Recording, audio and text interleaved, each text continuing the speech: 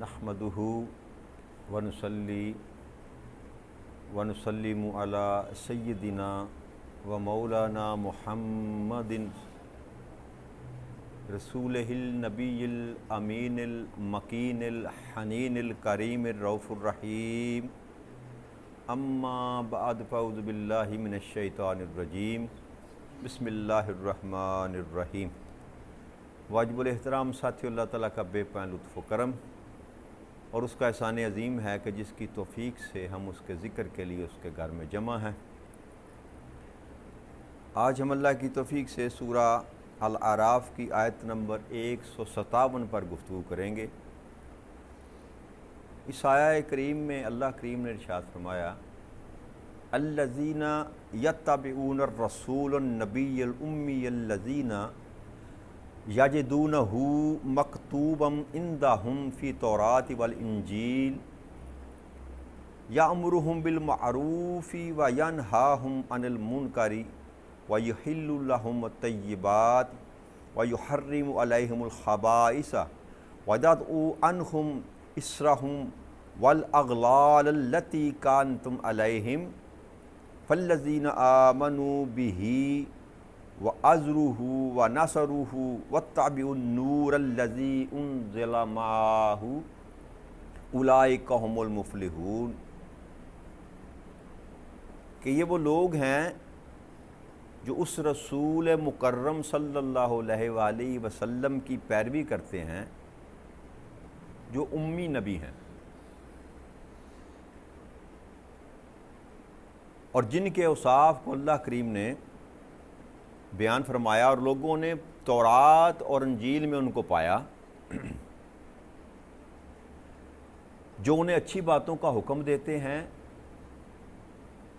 اور بری باتوں سے منع فرماتے ہیں اور ان کے لیے پاکیزہ چیزوں کو حلال کرتے ہیں اور پلید چیزوں کو حرام کرتے ہیں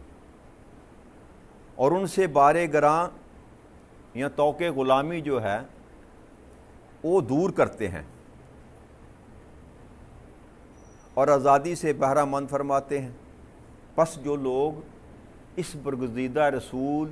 صلی اللہ علیہ وآلہ وسلم کے دین کی مدد و نصرت کریں گے اور اس نور کی پیروی کریں گے، یعنی کہ یہ قرآن کریم جو نبی اکرم صلی اللہ علیہ وسلم پر نازل ہوا، جو ان کے ساتھ اتارا گیا، وہی لوگ ہیں جو فلاح پانے والے ہیں۔ تو یہ آیہ کریمہ جو ہے، جو پچھلی آیہ مبارکہ ہم نے دو آیہ کریمہ جو ہم نے آیات مبارکہ پر گفتگو کی، آیت نمبر 155 اور آیت نمبر 156، اس میں موسیٰ علیہ السلام کی دعا کا ذکر کیا کہ موسیٰ علیہ السلام نے اللہ سے مغفرت مانگی، رحم مانگا، بخشش مانگی اور پھر کہا کہ ہمیں دنیا کی بھلائی بھی عطا فرما اور آخرت کی بھلائی بھی عطا فرما۔ تو یہ اسی دعا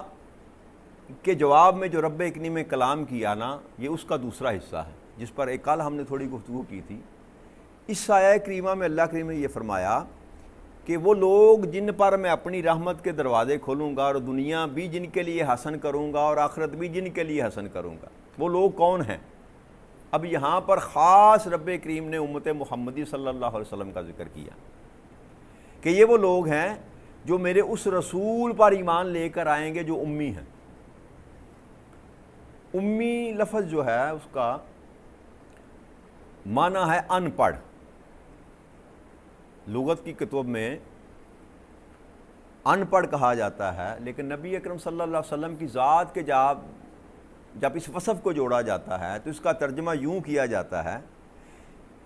کہ جس ذات نے دنیا میں کسی شخص سے لکھنا پڑھنا نہ سیکھا ہو، یہ آپ کا صفاتی نام ہے امی۔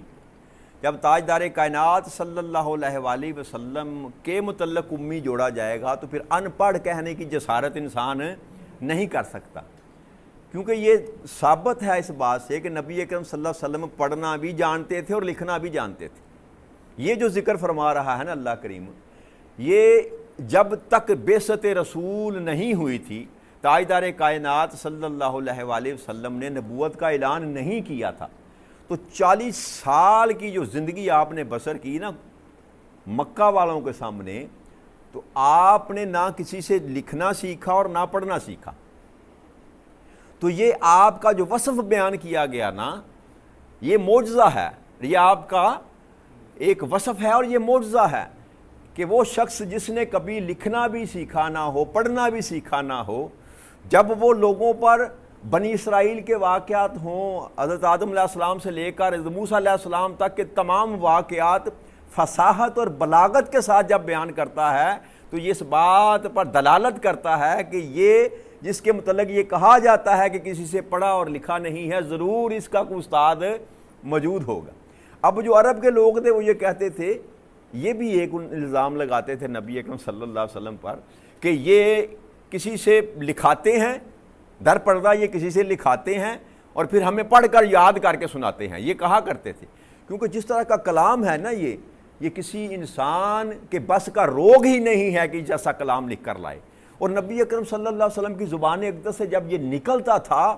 تو ایک تو اس کی اپنی فصاحت اور بلاغت تھی، اور دوسرا جو رب نے اپنے محبوب کو علم عطا کر رکھا تھا اور زبان میں جو تاثیر عطا فرما رکھی تھی، تو لوگ دنگ رہ جاتے تھے دیکھ کر کہ یہ کیا معاملہ ہوا۔ بظاہری تو ہم نے اس ہستی کو کسی کے سامنے زانو تلمذ طے کرتے ہوئے دیکھا بھی نہیں، اور صاف ظاہر ہے کہ 40 سالہ زندگی میں نبی اکرم صلی اللہ علیہ وسلم کسی مکتب میں، کسی مدرسے میں، کسی استاد کے پاس نہیں گئے۔ اسی شان کو اللہ کریم بیان فرما رہا ہے کہ وہ امی ہے، دنیا میں اسے کسی نے پڑھایا، کوئی اس کا استاد نہیں ہے۔ لیکن قرآن کریم کے کئی مقامات پر اللہ نے فرمایا، جیسے علم القرآن، کہ میں نے قرآن علم دیا، قرآن کا علم سکھایا، ٹھیک ہے نا جی۔ اور پھر سب سے بڑھ کر یہ بات ہے کہ علم جو اللہ کریم نے عطا کیا نبی اکرم صلی اللہ علیہ وسلم کو، سب سے بڑا عالم اللہ ہے، اور اس کے بعد زمین پر اللہ کریم نے اپنے محبوب کو عالم بنایا۔ تو عالم کبھی ان پڑھ نہیں ہو سکتا، عالم کبھی۔ اور پھر یہ بھی کئی حدیث کی کتب میں یہ باتیں درج ہیں، کئی حدیث مل جائیں گی آپ کو، میں اس پہ زیادہ گفتگو لمبی نہیں کرنا چاہتا، کہ نبی اکرم صلی اللہ علیہ وسلم نے کئی مقامات پر لکھا اپنے ہاتھ سے، خاص کر جب صلح حدیبیہ کا وقت آیا۔ میں بس ایک واقعہ کوٹ کرتا ہوں، تو حضرت علی کرم اللہ وجہ کریم کو آپ نے حکم دیا کہ اے علی تو لکھ، معاہدہ لکھ۔ تو آپ نے معاہدہ جب لکھا تو نیچے لکھا محمد رسول اللہ صلی اللہ علیہ وآلہ وسلم۔ تو جو کفار مشرکین تھے وہ کہنے لگے کہ ہم تو آپ کو اللہ کا رسول مانتے ہی نہیں ہیں، لہٰذا یہ رسول اللہ کو ختم کریں تب آپ کے ساتھ ہمارا معاہدہ ہوگا۔ تو تاجدار کائنات صلی اللہ علیہ وسلم نے علی کو کہا، حضرت علی کرم اللہ وجہ کریم کہ علی اس کو کاٹ دو۔ تو آپ نے فرمایا کہ یا رسول اللہ صلی اللہ علیہ وسلم میں نہیں کاٹ سکتا، میں آپ کے اسم گرامی کے ساتھ رسول اللہ کا لفظ جو ہے میں یہ جسارت نہیں کر سکتا۔ تو روایت میں یہ آتا ہے کہ نبی اکرم صلی اللہ علیہ وسلم نے مکتوب لیا اور مکتوب لے کر وہاں پر لکھا محمد بن عبداللہ رضی اللہ تعالیٰ عنہ، اپنا نام لکھا۔ تو جو بندہ لکھنا نہیں جانتا، جس نے لکھنا کبھی سیکھا ہی نہیں، وہ کیسے لکھ سکتا ہے؟ اور پھر اور بھی کئی بادشاہوں کی طرف نبی اکرم صلی اللہ علیہ وسلم نے اپنے ہاتھوں سے مکتوب لکھ کر بھیجے۔ تو یہ حدیث کی کتب میں یہ ملتا ہے کہ تاجدار کائنات لکھنا بھی جانتے تھے اور پڑھنا بھی جانتے تھے، یہ اللہ نے علم عطا کر رکھا تھا، لیکن دنیا میں کسی شخص سے انہوں نے یہ علم لکھنا پڑھنا نہیں سیکھا۔ اس لیے اللہ کریم نے آپ کو لقب عطا فرمایا امی، کہ یہ میرا وہ محبوب ہے جس نے دنیا میں کسی سے لکھنا پڑھنا نہیں سیکھا۔ تو یہ امی کا مطلب یہ ہوا۔ پھر اللہ کریم نے یہاں پر اللہ کریم نے نبی اکرم صلی اللہ علیہ وسلم کی 9 صفتیں جو ہے بیان کی، اسی آیہ کریمہ میں 9 صفات بیان کی۔ ایک امی ہونا، یہ بھی نبی اکرم صلی اللہ علیہ وسلم کی صفت ہے۔ اس کے بعد نبی ہونا، تاجدار کائنات کی یہ بھی صفت ہے، اور پھر رسول ہونا۔ اب نبی اور رسول میں ایک تھوڑا سا فرق ہے، یہ بھی میں کلیئر کر دوں۔ نبی کہتے ہیں اس کو جو اللہ کے امر سے غیب کی خبریں دیتا ہے، یعنی کہ وہ باتیں بیان کرنا جس کا سورس کسی انسان کے پاس موجود نہ ہو، عالم غیب کی باتیں، جنت ہے، دوزخ ہے، حساب و کتاب ہے، فرشتے ہیں، یہ ساری باتیں جو بیان کرتا ہے، غیب کا جو علم دیتا ہے انسان کو، اس کو نبی کہتے ہیں۔ غیب کا علم جاننے والا، غیب کا علم بیان کرنے والا، وہ نبی ہوتا ہے۔ اور رسول وہ ہوتا ہے جو شریعت لے کر آتا ہے اور اس پر کوئی نہ کوئی کتاب اللہ کریم بھیجتا ہے۔ اور دوسرا فرق یہ بھی ہے کہ نبی پر اللہ کریم الہام کرتا ہے، نبی پر اللہ کریم الہام کرتا ہے، جبکہ رسول پر فرشتے کو بھیجا جاتا ہے، پیغامبر بنا کر فرشتہ پیغام لے کر آتا ہے رسول کے پاس۔ نبی اور رسول میں دونوں میں یہ فرق، لیکن ہر رسول نبی بھی ہوتا ہے، ہر رسول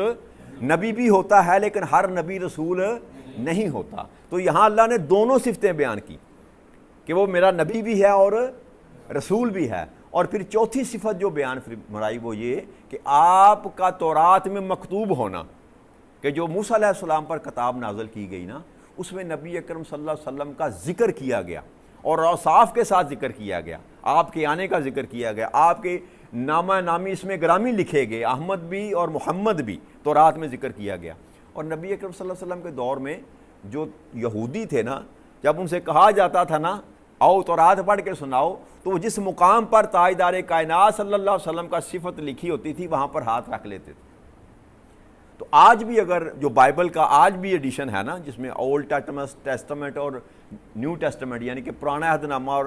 نیا عہد نامہ، اب بائبل بن گئی نا، اب دونوں کتابیں یکجا ہو گئیں، تورات اور انجیل کو ملا کر بائبل بنا دیا گیا. بے شک وہ اپنی اصل حالت میں آج موجود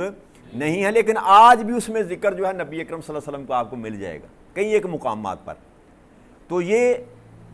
چوتھی صفت بیان فرمائی تورات میں مذکور ہونا، مکتوب ہونا، اور پانچویں صفت ہے انجیل میں مکتوب ہونا. کسی اور نبی کے متعلق کسی کتاب میں اللہ کریم میں ذکر آپ کو تورات میں عیسیٰ علیہ السلام کا ذکر نہیں ملے گا، حالانکہ موسیٰ علیہ السلام کے بعد عیسیٰ علیہ السلام آئے اور وہ بھی اللہ کے رسول تھے، لیکن وہاں عیسیٰ علیہ السلام کا ذکر آپ کو نہیں ملے گا. تورات میں نبی اکرم صلی اللہ علیہ وسلم کا ذکر کیا، پھر عیسیٰ علیہ السلام کو انجیل عطا فرمائی، پھر اس میں پھر نبی اکرم صلی اللہ علیہ وسلم کا ذکر کیا. تو یہ بھی آپ کی صفت ہے. اور پھر جو صفت بیان فرمائی وہ یہ کہ میرا محبوب وہ محبوب ہے جو لوگوں کو اچھے کام کی تلقین کرے گا اور برے کاموں سے روکے گا. یہ بھی تاجدار کائنات صلی اللہ علیہ وسلم کی اللہ نے صفت بیان فرمائی.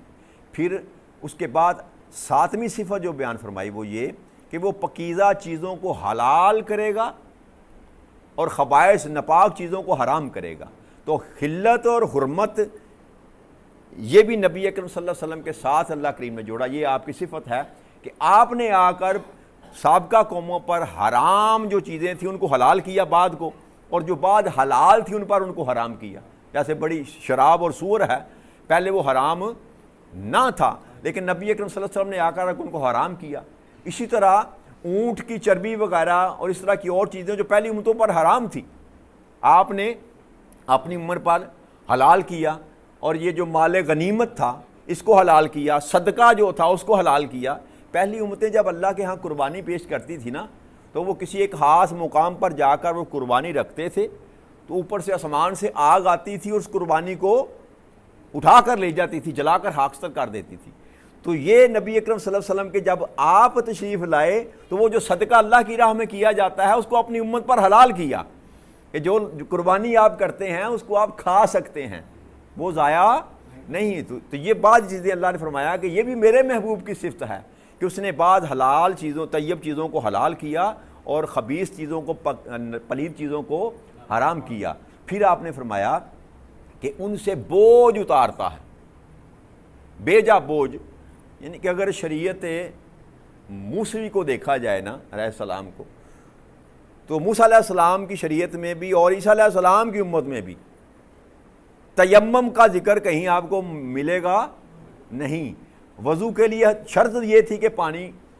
استعمال کرنا ہے، اور پانی کے بغیر اگر وضو نہیں تو پھر آپ عبادت نہیں کر سکتے. تاجدار کائنات صلی اللہ علیہ وسلم کی امت کے لیے یہ آسانی پیدا کی گئی کہ اگر پانی نہیں ہے تو تیمم کر کے اللہ کی عبادت کر لو. اور پھر ساری زمین کو مسجد بنا دیا گیا، جہاں دل کرے تیرا تو مجھے سجدہ کر سکتا ہے. تجھے کسی خاص مقام پر، کسی ٹیمپل میں، کسی گرجے میں، کسی چرچ میں جانے کی ضرورت و حاجت نہیں ہے. جہاں نماز کا وقت آ گیا وہیں پر سجدہ کر لے، ساری زمین تیرے لیے مسجد. اور بھی اس طرح کی کئی مثالیں کہ اللہ نے ان کے لیے آسانی پیدا کی نبی اکرم صلی اللہ علیہ وسلم کی شریعت کے وجہ سے اور آپ کے دست اقدس سے. پھر فرمایا ان کے گلے میں پڑے ہوئے توق اتارتا، یعنی کہ وہ جو غلامی کی زنجیریں میں جکڑی ہوئی انسانیت تھی ان کو نبی اکرم صلی اللہ علیہ وسلم نے آ کر آزاد کیا. وہ جو جاہلانہ دور میں انسان جانوروں سے بدتر زندگی بسر کر رہا تھا، تاجدار کائنات نے ان کا لیونگ سٹینڈرڈ جو تھا اس کو اپ کیا. غلام کو بھی وہی سٹیٹس دیا، نوکر کو، کنیز کو وہی سٹیٹس دیا جو ایک آزاد آدمی کو ہے. جس طرح وہ زندگی گزارنے کا حق رکھتا ہے وہی حقوق جو تھے اسلام نے آ کر غلام اور کنیز اور لونڈی کو بھی عطا فرمائی. تو یہ اللہ نے فرمایا، یہ آپ کی ایک اور صفت بیان فرمائی. تو اللہ کریم نے پھر ارشاد فرمایا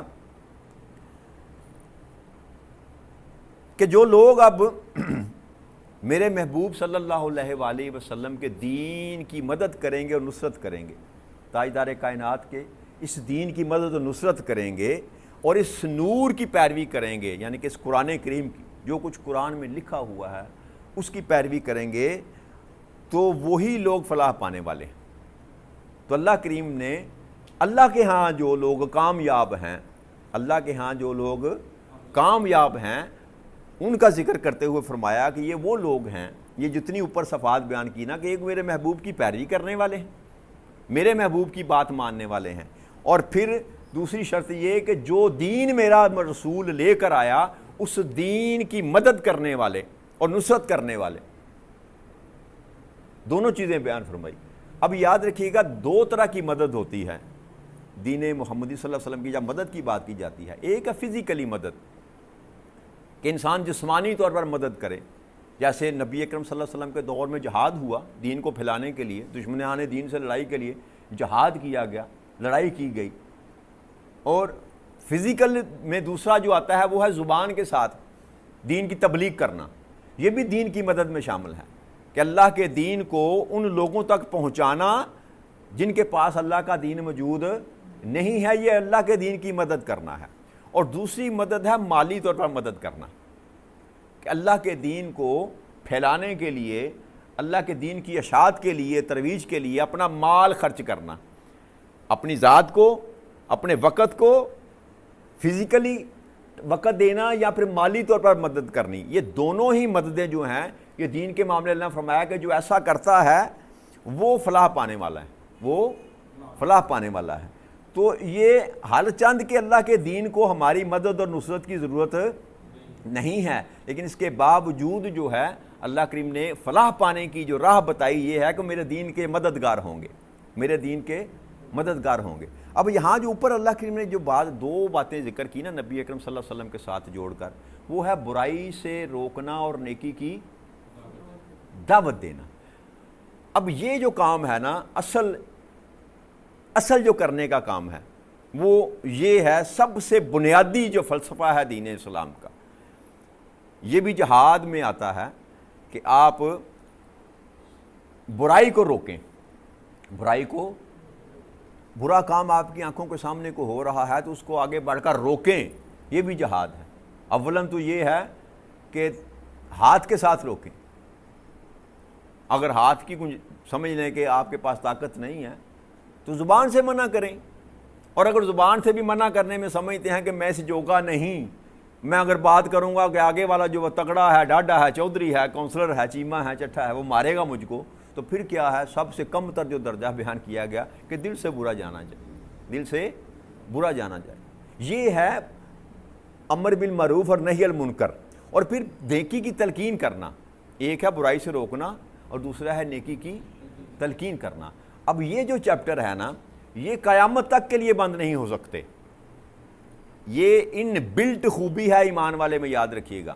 جیسے ہی بندہ ایمان میں داخل ہوتا ہے یہ انسان پر فرض ہو جاتا ہے کہ وہ برائی سے لوگوں کو روکے معاشرے میں اور نیکی کی تلقین کرے۔ یوں سمجھ لیجئے کہ اگر بندہ ایمان والا ہو اور یہ دونوں کام نہ کرے تو وہ ایمان والا بس کلمہ گو تو ہے لیکن وہ مومنین میں اس کا شمار نہیں کیا جائے گا۔ تو تاجدار کائنات صلی اللہ علیہ وسلم نے اپنی زندگی مبارک میں یہ کر کے دکھایا، اور پھر اسلوب ہے تاجدار کائنات صلی اللہ علیہ وسلم، بتایا کہ کیسے دعوت دینی ہے، کیسے تلقین کرنی ہے، کیسے برائی سے۔ ایک واقعہ یہ آتا ہے نبی اکرم صلی اللہ علیہ وآلہ وسلم کا، ہمارا تو حال کچھ اور طرح کا ہے نا، ہمارے تو جو لوگ اللہ ماشاءاللہ جن کے ذمے یہ کام ہے دین کو پہنچانا، ان کے رویے آپ کے سامنے ہیں، میں کیا بیان کروں کہ اس معاشرے میں سب سے زیادہ اگر لوگ کسی سے نفرت کرتے ہیں تو اس شخص سے کرتے ہیں جو جس کے ذمے دین پھیلانا۔ آج کے اس سینیریو میں لوگ جن کو ہم سو کالڈ عالم دین کہتے ہیں، لوگ ان سے محبت نہیں کرتے، اور وجہ کیا ہے؟ وجہ ان کا رویہ ہے، وجہ ان کا بھائی اللہ کریم نے اگر تم کو علم عطا کر دیا، کسی مقام پر لا کر بٹھا دیا، تو وہ جو حلم تھا، وہ جو متانت تھی، وہ جو محبت کا طریقہ اور سلیقہ تھا جو تاجدار کائنات صلی اللہ علیہ وسلم نے سکھلایا تھا وہ بھول گئے. انا ہے، تکبر ہے، رعونت ہے، اور کرخت لہجے کے ساتھ جب آپ کسی کے ساتھ گفتگو کرتے ہیں بھلے جتنی مرضی اچھی آپ کی بات ہو وہ اس پر اثر وہ نفرت کا باعث ہوتی ہے. یہ ایک سبب ہے، بنیادی سبب ہے کہ آج ہمارا نوجوان جو ہے وہ مولانا حضرات سے، علماء کرام سے دور ہے. اس کا بنیادی سبب ہے. اور آپ اگر سوال کر کے دیکھ لیں، 2 منٹ زیادہ ہو جائیں گے، اگر آپ سوال کر کے دیکھ لیں آؤٹ آف کویشچن جس کو کہتے ہیں، کہ وہ ایسا سوال کریں جو ان کے مکتبہ فکر کے خلاف ہے، ان کی سوچ کے خلاف ہے، دین کے متعلق وہ سوال کر لیں تو اس کا آپ کو جواب نہیں ملے گا، بلکہ آپ پر تہمت لگے گی، آپ پر الزام لگے گا، آپ کو برا بلا کہا جائے گا، گستاخ کہا جائے گا، مشرک کہا جائے گا، طرح طرح کے جو الزام لگائے جا سکتے ہیں وہ لگائے جائیں گے، آپ کو جواب نہیں ملے گا. اب تاجدار کائنات صلی اللہ علیہ وسلم کا طریقہ، نبی اکرم صلی اللہ علیہ وسلم بیٹھے ہیں، بس ایک ہی حدیث مبارک بیان کر کے میں اس کو ختم کروں گا. آپ مسجد نبوی میں بیٹھے ہیں، ایک بندہ آتا ہے باہر سے دیہاتی، اور آ کر وہ کھڑا ہو کر مسجد کی دیوار کے ساتھ پیشاب کرنا شروع کر دیتا ہے. اب یہ پیک کا واقعہ میں بیان کر رہا ہوں، چھوٹی موٹی حرکت نہیں ہے یہ، کہ بندہ مسجد میں آئے، تاجدار کائنات صلی اللہ علیہ وآلہ وسلم بھی تشریف فرما ہے اور صحابہ کرام کی جماعت بھی بیٹھی ہے. وہ بندہ آتا ہے، آتے ہی کھڑا ہو کر دیوار کے ساتھ پیشاب کرنا شروع کر دیتا ہے. صحابہ کرام اٹھ کر اس کو روکنے کی کوشش کرتے ہیں تو تاجدار کائنات صلی اللہ علیہ وسلم منع فرماتے ہیں، خبردار اس کو پیشاب کرنے میں منقطع نہ کرو، اس کو حاجت ہے، اس کو کر لینے دو. وہ بندہ پورا پیشاب کرتا ہے اور منع کیا جاتا ہے، خبردار اس کو مت روکو. پیشاب کرنے کے بعد نبی اکرم صلی اللہ علیہ وسلم کہتے ہیں کہ ایک ڈول پانی کا لا کر اس پر بہا دو، ایک ڈول پانی کا لا کر بہا دو. اور پھر اس شخص کو کہتے ہیں کہ دیکھ یار اللہ کے بندے، یہ اللہ کا گھر ہے، یہاں پر بول نہیں کرتے، پیشاب نہیں کرتے، اس کو صاف ستھرا رکھتے ہیں، پاکیزہ رکھتے ہیں، یہ اللہ کی عبادت کی جگہ ہے. اور بغیر ماتھے پر شکن ڈالے ہوئے اس کو بات بھی سمجھا دی، تلقین بھی کر دی، اور پھر صحابہ کرام کو بھی یہ تربیت کی کہ خبردار ایسے نہ کرنا. اگر کوئی بندہ برائی کر رہا ہے تو اس کا طریقہ یہ نہیں ہے کہ اس کے سر پہ لٹھ لے کے سوار ہو جائے گا، تم نے یہ کام کیوں کیا. نہ، اس کو بھی اگر پیغام دینا ہے تو طریقے اور سلیقے اور محبت کے ساتھ پیغام دو. مقصد انسان کا پیغام دینا ہے. اگر آپ پیغام دینے کا آپ کا طریقہ ہی غلط ہے،